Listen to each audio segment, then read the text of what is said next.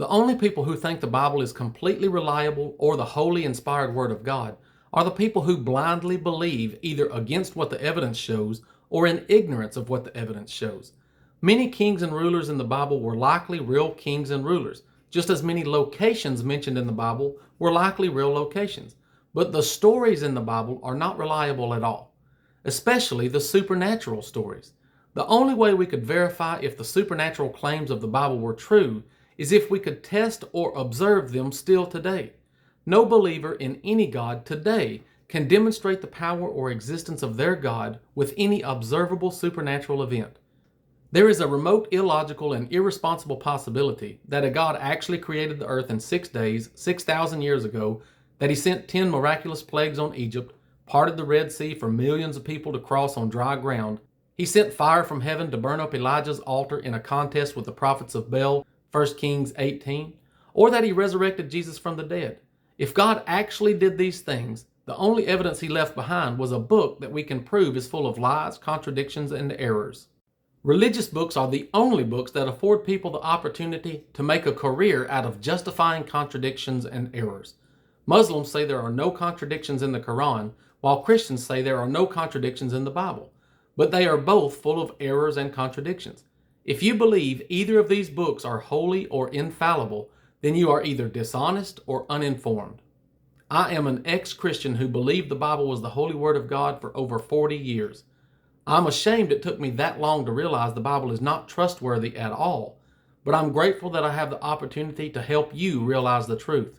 If you will honestly evaluate your faith with a genuine passion for truth, you will realize you believe lies. You have an opportunity to spend your whole life deluded by religion, or you can learn how all religions are created by humans. Would you rather know the hard truth or be deluded by comforting lies?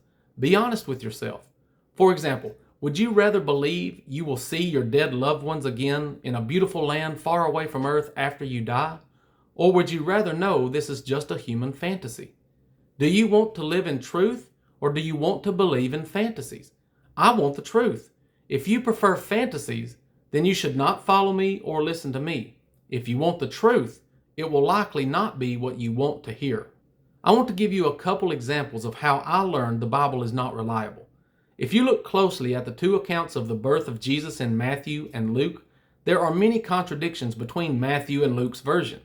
But when I realized that God would have to commit an evil abomination according to his own moral code in order to do what Matthew and Luke say he did, I woke up.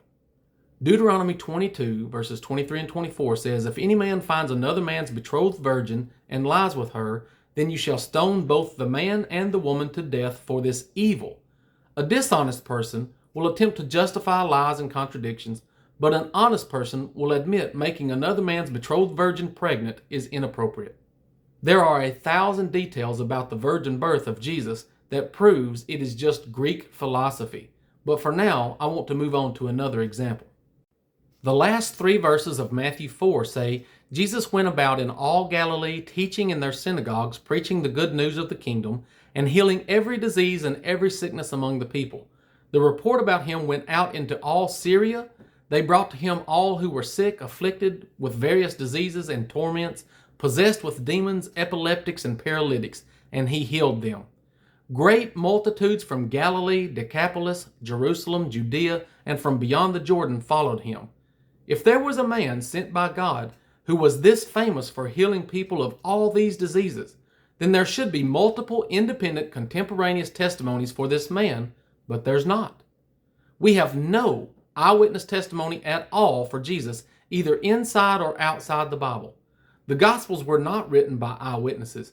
Christians just attributed Matthew, Mark, Luke, and John as authors of the Gospels, but the Gospels were not written by eyewitnesses. They don't claim to be written by eyewitnesses, and they even tell stories that could only be hearsay stories anyway, like the birth of Jesus, or the baptism of Jesus before he met his apostles, or the temptations of Jesus in the wilderness, or the private conversation between Jesus and Pontius Pilate. The author of Luke admits he is not an eyewitness, but that he is just telling stories that were handed down to him. When you study the 4 Gospels side by side, you will see that practically every story is contradicted in multiple ways. When you look outside the Bible, the evidence is equally atrocious. The top 4 non-Christian references to Christianity are Josephus, Tacitus, Suetonius, and Pliny the Younger. None of these writings provide a detailed reference to Jesus or Christianity. They don't even mention the name Jesus at all. They all have a very brief and obscure mention of something that could be a reference to Christianity, or maybe it's a reference to something else entirely.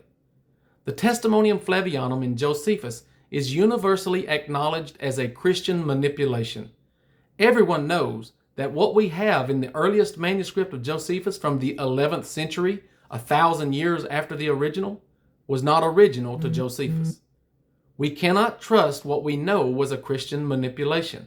Both Tacitus and Suetonius say that Christianity was a mischievous superstition, and Pliny just says there were some people who called themselves Christians who sang hymns to a Christ as to a God. Many people worshipped many false gods. So the earliest author, Josephus, had to be manipulated by Christians, and the early 2nd century references to Christianity are very ambiguous and vague. So when people say the evidence for Jesus is stronger than the evidence for Alexander the Great, Julius Caesar, or George Washington, they are just lying. We have contemporaneous evidence for all those people except Jesus. All the evidence for Jesus was written by people who were not alive to witness the things they wrote about. And the things they wrote about are verifiably false.